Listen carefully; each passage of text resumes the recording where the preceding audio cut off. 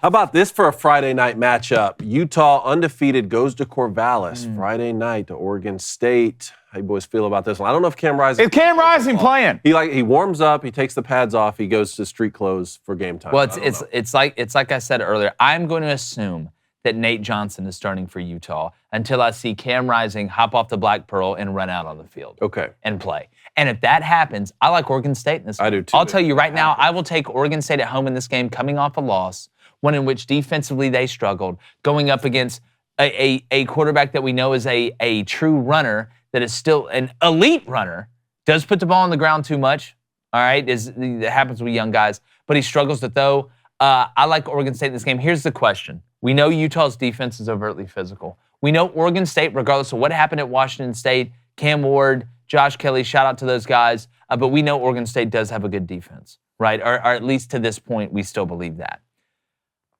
The question now becomes, can DJU in that offense score enough points to be able to let Oregon State play free on defense and not keep this a one-score game where Utah hangs around, makes one big play at the end, and wins the game, right? You saw UCLA, even though Utah won, they won that game, just hung around, and Florida hung around until they pulled away late. But when I look at DJU, like I said earlier, Cone, I still do not trust him to make those tight window throws in big games. But in this one, if Utah can't score because their backup quarterback's in, I think it's going to be a lot of pound the run on early downs, play action, easy throws, take a shot every now and then, waggles, boots, and quarterback design run. Well, I think he is going to have to throw the ball at times. I know Oregon State here is averaging 224 yards per game on the ground, but Utah is averaging giving up 51 yards on the ground. Utah gave up 11 points against Florida. Utah gave up 13 points against Baylor. That's the most they've given up this season, and 7 points against UCLA. I mean, we've talked about it ad nauseum. We know how good that defense is. I just wonder, is Cam Rising going to play? And even if he does, this was a question I was asking you last week, is there going to be any rust at all if he comes back immediately? Like, does he struggle in the first half coming back from injury? Is he slow to get going? I don't think so. I think Cam Rising struggles better than what you already have. I feel like Cam, it's riding a bike. It might take a couple drives. But this game is such an interesting matchup because, one, obviously, a lot of things are going to dictate who wins the line of scrimmage in this game. Is going to result in the outcome. If Cam plays, I like Utah. I think Cam gives Utah the versatility from a passing standpoint to come in and win that game. But if not, I think it's going to be a lot closer. But the one thing I will not doubt, I promise you this, is a Kyle Whittingham coach team that's not going to be in this game late, even without Cam Rising. They're so well coached from an identity standpoint. You always see Utah in these games. I still don't believe in DJU. He has done a little things better. At Oregon State, from a passing standpoint, I do believe he looks more calm and comfortable in the pocket. But Utah's just, there's something about Utah, they're just different. What's that DNA? Everybody's physical. Everyone's will be surprised about how physical you are in the Pac-12. Wow, it's crazy. Until you go play Utah, who's physical year in, year out. It's nothing new to them. So if Cam Rising plays, I like Utah in this game. I like Utah to cover. If not, I'll have to see the spread. If Utah's a dog, it's -1. So are they a dog? It's basically a pick 'em. Last time I checked, it was a pick 'em. Maybe minus. And this game is where? In Oregon State. It's in Corvallis. When it comes to commerce and resource development for people who are starting podcasts and businesses, they own the whole space, and they should. Because when you have a great product, you need a great company to help sell it, which is why you need Shopify, the all-in-one commerce platform for starting, running, and growing your business. They make it easy to sell to anyone from anywhere.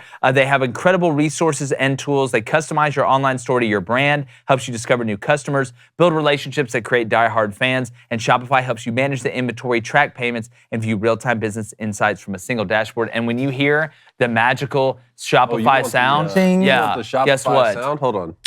That's you becoming Richard, like your name should be Richer. Again, people ask me all the time, Jake, I just started a podcast, did this, did that. I need somebody to help me because it's a lot more. It's just like when you start a business you're going to put in a strip mall. It's typically a lot more than what you thought. You're not just selling shoes, right? There's a lot of stuff going into it. Shopify is an absolute must-have. And you can sign up for $1 per month trial at shopify.com/Crane. That's shopify.com/Crane, CRAIN, to start selling online today. Shopify.com/Crane, CRAIN. Here's the thing with Cam Rising.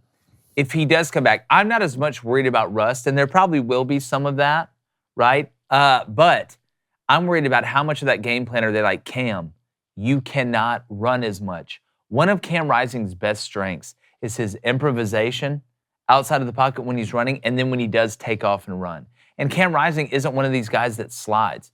Cam Rising dives for first downs. He has that physical, gritty style of play. Well, now that you had the knee injury, if you take that away from Cam Rising, yes, he's a good passer, but you're taking away what his biggest strength is to me. If you try and turn Cam Rising into a caged animal in the pocket and domesticate him as a quarterback, I don't think he can operate at the same efficiency level that he has been. So if you're Oregon State, as a defensive guy, I'm always worried about quarterbacks that can move. Yeah. And then people say, oh, that's obvious. But it's not just moving to run and scramble. And I talked about this with Jordan Travis. One of the biggest steps that I think he took forward was that now he scrambles with his eyes downfield looking to throw and then run. Because when the play breaks down, that's when you're the most vulnerable because things aren't happening in front of you the way that you're used to seeing them, and it becomes kind of an etch-a-sketch situation. So if Cam Rising is told, Cam, you cannot take off, you cannot run like you used to as much, and you take away that from him, isn't that like telling a guy in basketball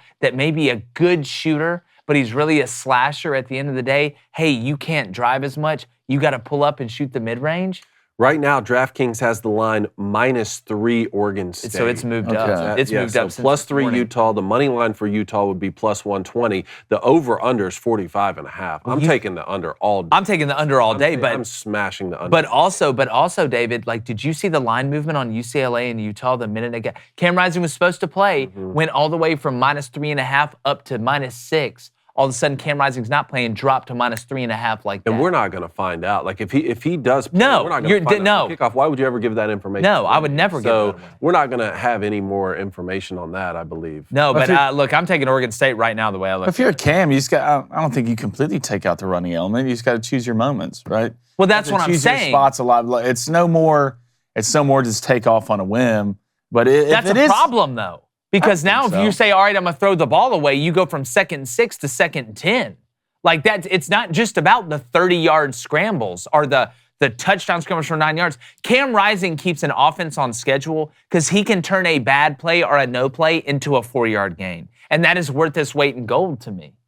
So that's the difference the way I see it. All right. It should be a hell of a game. Yeah, it's going to be a great one. We want to know what you think in the comments, too. Tell us who you got right now, Oregon State or Utah. YouTube, what is up? Hey, do us a favor. You're enjoying the content, whether you agree with us, you disagree with us, or you're just having fun in the chat, hit that subscribe button if you haven't already. Turn on that notification bell and smash that thumbs up button. We'd really appreciate it.